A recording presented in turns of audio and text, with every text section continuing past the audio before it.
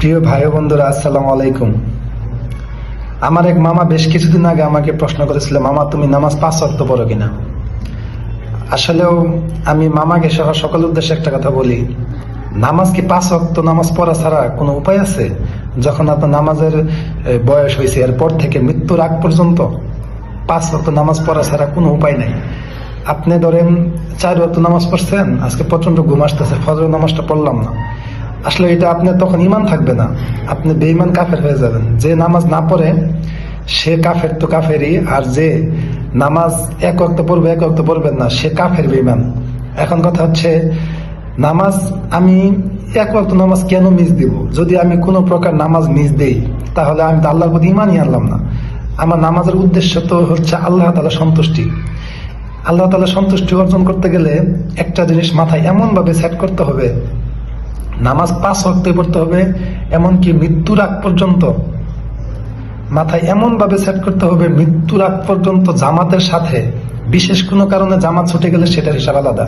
ঘরেও নামাজ পড়া যাবে না, পুরুষ মানুষের জন্য ঘরে নামাজ পড়া উচিত হয় না, মসজিদে পড়তে হবে।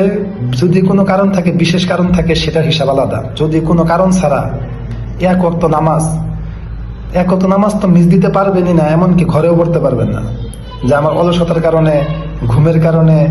আর যদি বিশেষ কোনো অসুস্থ থাকেন, অসুস্থতার হিসাবটা সম্পূর্ণ আলাদা, সেটার হিসাব আলাদা। অসুস্থ মানুষের জন্য নামাজ ফরজও না।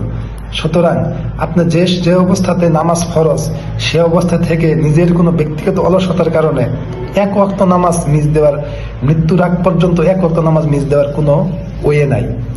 আর বিশেষ করে একটা ওয়াজ শুনছিলাম, যে এই সব জায়গায় দেখি এখন এই ওয়াজটা বাজে, কিংবা মানুষের উপলব্ধি করে, তুমি মদ খাও তুমি নামাজে যাও, তুমি সুদ খাও তুমি নামাজে যাও, তুমি জেনা করো তুমি নামাজে যাও। আসলে এই ওয়াজটা আপনারা এমন ভাবে গ্রহণ করছেন যেন এটাই সত্যি। আসলেও কিন্তু এই ওয়াজটা সত্যি না, জাস্ট উনি নামাজের গুরুত্বটা বুঝাইছে ওই বক্তা।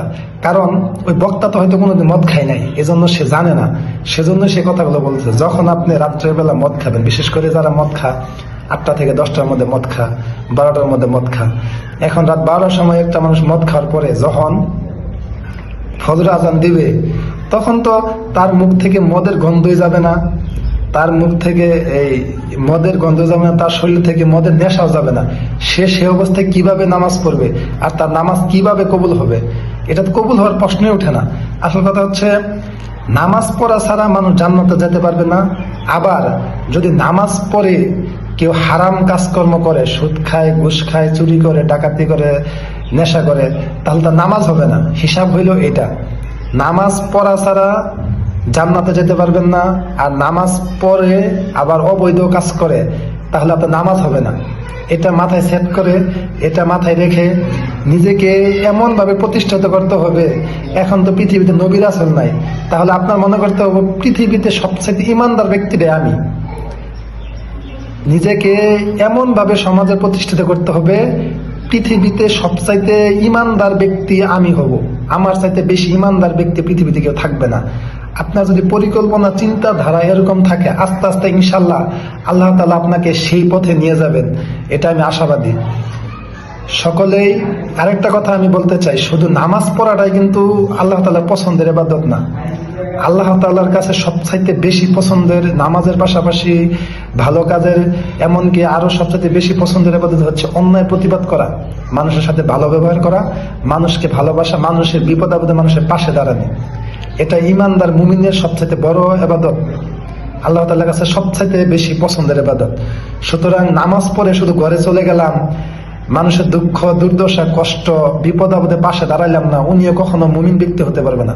মুমিন হতে গেলে যেমন নামাজ পড়তে হবে, ঠিক সেইভাবেই আল্লাহ তাআলার যেমন একতাভাবে জয়ভাবে নামাজ পড়তে হবে, সেরকম জয়তা নিয়ে আল্লাহ তাআলা জিকির, মানুষের বিপদ আপদে মানুষের পাশে দাঁড়ানো, মানুষের সাথে ভালো ব্যবহার করা, সুদ, ঘুষ, নেশা, জেনা সবকিছু পরিত্যাগ করে আল্লাহ তাআলার সামনে আসতে হবে। তাহলে আপনার নামাজ কবুল হবে, ইনশাল্লাহ আপনি জান্নাতবাসী হবেন, ইনশাল্লাহ। যেহেতু আল্লাহ তাআলার ওয়াদা, কিছু কাজ যদি আপনি করেন ইনশাল্লাহ জান্নাত তো আল্লাহ তাআলা দিবে, এটা তো আল্লাহ তাআলার ইচ্ছা। তারপরেও নিজের অন্তরে তৃপ্তি নিয়ে কবরে যেতে পারবেন। সকলেই ভালো থাকবেন। আসসালামু আলাইকুম। আমার জন্য দোয়া করবেন।